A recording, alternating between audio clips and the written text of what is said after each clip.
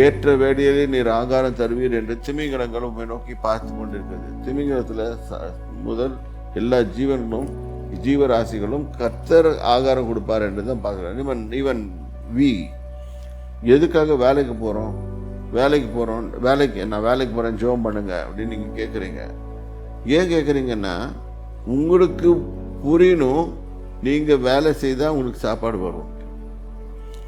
அப்போ வேதத்தில் சொல்லப்பட்ட வசனம் வேலை செய்யாதிருந்தால் சாப்பிடவும் கூடாது அப்படின்னு வர்ற வசனம் உங்களுக்கே தெரியுது. அதனால நீ அந்த வேலைக்கு போனால் எனக்கு சம்பளம் வரும், சம்பளம் வந்துச்சுன்னா நான் பெரிய ஆளாக காட்டுவேன் அப்படின்னு சொல்லிட்டு உங்களுக்கே நீங்கள் நினச்சிக்கிறீங்க.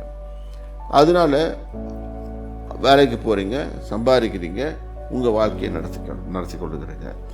ஸோ அங்கே ஒரு வேத வசனம் நிறைவேறுகிறது.